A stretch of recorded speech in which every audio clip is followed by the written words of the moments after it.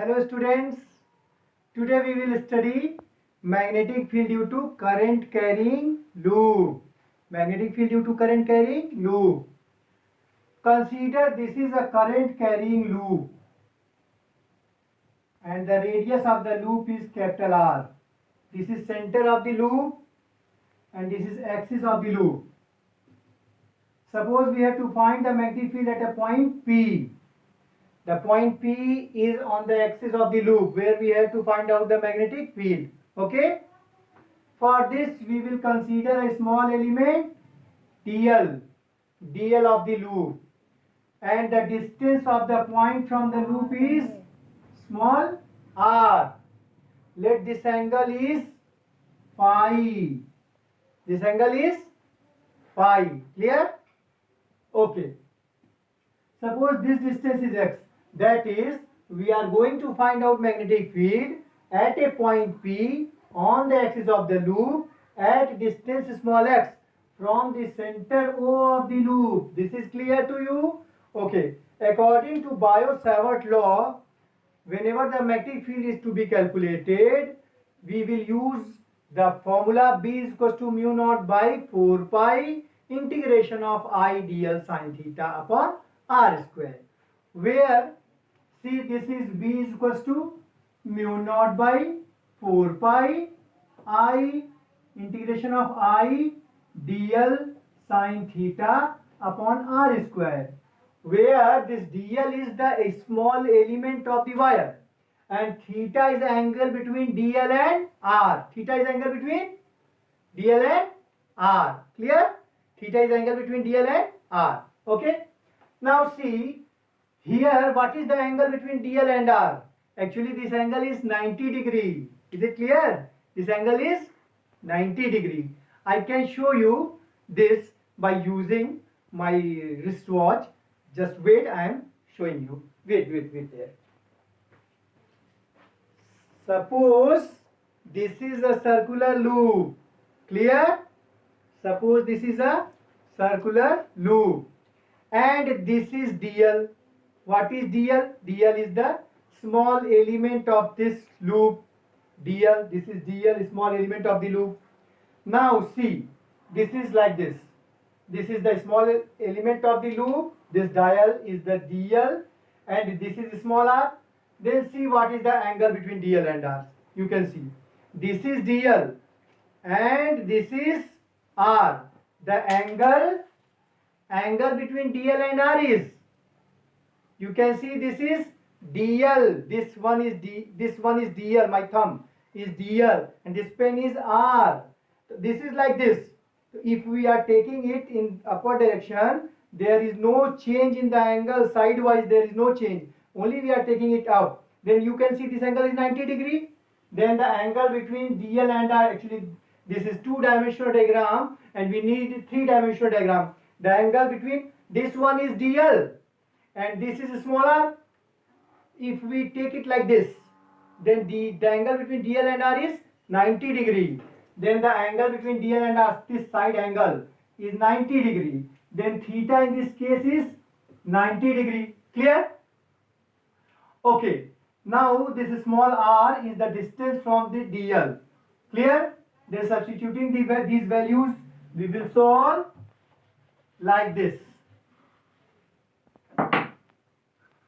One more thing, actually the magnetic field is the vector quantity. Magnetic field is vector quantity. Clear? Therefore we need to see the direction also. So what is the direction? If we are taking the element here dl and this one is small r, this one is capital R and this is x, this distance is x from the center, then the direction of magnetic field is perpendicular to the plane. The direction of magnetic field is perpendicular to the plane containing a dl and r. Now see from here, because this is two-dimensional diagram and we need this three-dimensional diagram. So focus on this watch here. This is small r and this is dl. Then d small r and dl are contained in this inclined plane. Then the magnetic field is perpendicular to the plane containing dl and r. Then this is the plane containing dl and r. Here this is dl and this is r. This is the plane. Then perpendicular to the plane, this will be the direction of magnetic field dB. dB is magnetic field due to dl. Is it clear to you or not? Clear? Okay. This is magnetic field due to dl. This magnetic field is dB. Now if we take perpendicular on x-axis and this angle is phi, this angle will be also, this is also phi.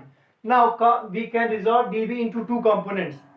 Towards the side of angle, the component is dB cos phi, and this perpendicular component will be dB sin phi. Is it clear? The component of dB in this direction is dB cos phi towards the angle cos component, and the perpendicular component is dB sin phi. Is it clear, beta? Clear? Okay. This is dB sin phi. Clear? Now if we take another element just opposite to this, in front of this side, dl, then this will be smaller. Clear? This will be angle phi. Is it clear? And this will be the magnetic field dB due to this element dl. Now if this angle is also phi, then this angle is phi. The component of dB along this direction is dB cos phi, and along this direction is dB sin phi. If we are taking only two elements, then you can see there are four components. One dB cos phi, dB cos phi, dB sin phi, dB sin phi. Then if we are adding to find out the net magnetic field, due to these two elements only, yes, due to these two elements, then dB cos phi will be cancelled out, because these are opposite in direction. One is in upward direction and the second one is in downward direction. These will be cancelled out. Then we will have only two magnetic field, dB sin phi in this direction. Then we will get 2 dB sin phi. But actually we don't need to add only two elements. Rather than that, we have to integrate it. Means we have to add all these elements on the circumference of the loop. What are you doing like this? Are you studying? Focus here. Then this is dB cos phi cancel out. dB sin phi added up. Clear? Okay? Then there it will be 2 dB sin phi. But we have to integrate it. Integrate means what? We have to add all the elements on the circumference of the loop. Clear? In that case, we will take integration. Then we will get only this component dB sin phi in this direction, not dB cos phi. So actually we will get the component of B in this direction. Then our formula will become, see, this formula will become not only B but B sin phi. Clear? Now I am showing you like this. We are not getting dB. What we are getting? We are getting dB sin phi. So B is equals to integration of dB sin phi. We are getting only sin phi elements. Clear? Then this is dB sin phi. Now the value of dB is mu naught by 4 pi integration of I dl sin theta upon r square sin phi. Clear? This is the formula for dB, and this is sin phi component. Then sin theta, here theta is 90 degree. I have shown you already. Then when theta is 90, sin 90 is 1. Then the value of sin 90 will be 1. Then this will become mu naught by 4 pi I integration of dl sin phi upon r square. Now from this diagram, see this diagram.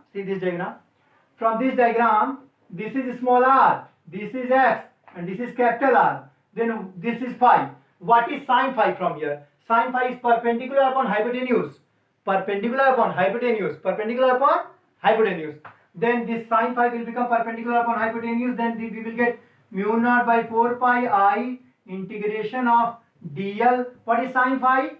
Capital R by small r. And this r square. Then we will get r cube. Now See, this is B is equals to mu naught by 4 pi I capital R by R cube integration of dl. Okay, what is integration of dl? Integration of dl for this circumference.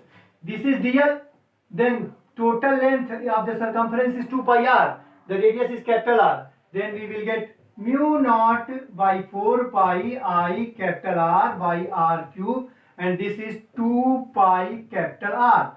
Pi cancel. 2 2s are 4. Then we will get mu naught I upon 2, mu naught I by 2, R square upon R cube. Now from here, this one is small r, this is x, this is capital R.